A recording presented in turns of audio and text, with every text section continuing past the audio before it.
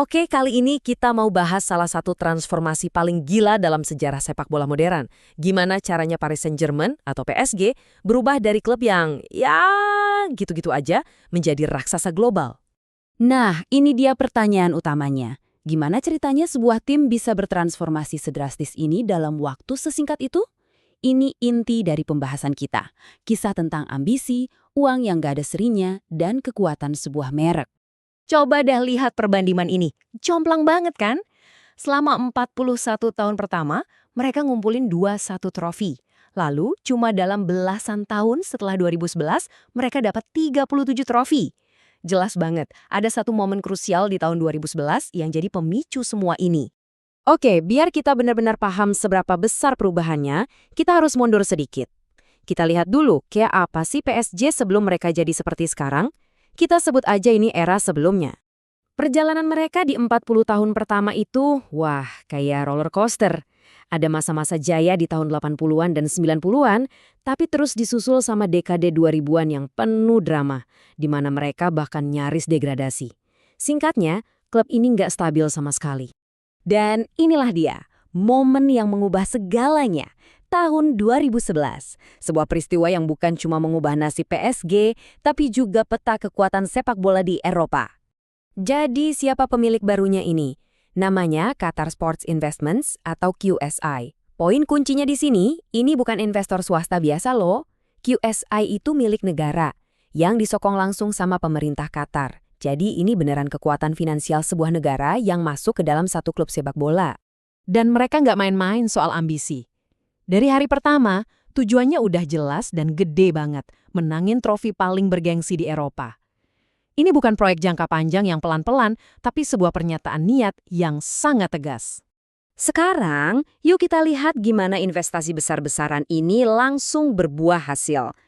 Era setelahnya ini adalah era dominasi total ya, setidaknya di kompetisi domestik. Gimana cara tercepat buat bikin tim super? Ya, pecahin rekor transfer dunia dong. Mereka datengin Neymar dengan biaya paling mahal dalam sejarah, terus Kylian Mbappe sebagai yang termahal kedua. Ini kayak ngasih pesan ke seluruh dunia sepak bola, PSG sudah tiba. Hasilnya bisa kita lihat langsung di sini. Lihat aja gimana mereka menguasai kompetisi domestik di Prancis.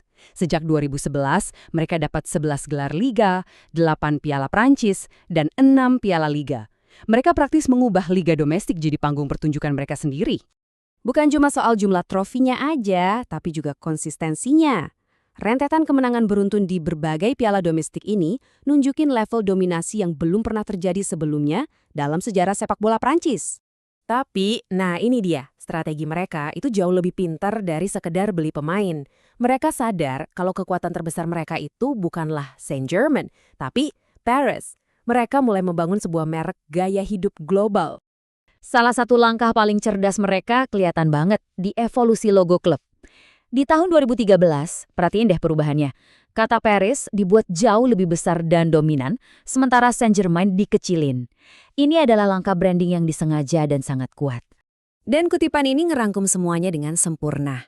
Mereka menjual ide tentang Paris, kota mode, kemewahan, dan budaya ke penonton global. Klub sepak bola ini jadi duta merek untuk salah satu kota paling ikonik di dunia. Terus, apa hasil akhirnya dari semua ini? Sebuah angka yang luar biasa. Menurut Forbes, valuasi klub sekarang mencapai 4,6 miliar dolar. Ini bukti nyata kalau strategi ganda mereka, sukses di lapangan dan branding global yang cerdas, benaran membuahkan hasil finansial yang masif. Jadi, kita udah lihat perjalanan luar biasa PSG dari mediocre jadi raksasa global. Sebuah kisah transformasi yang didanai oleh kekayaan sebuah negara. Tapi, ini juga memunculkan satu pertanyaan penting.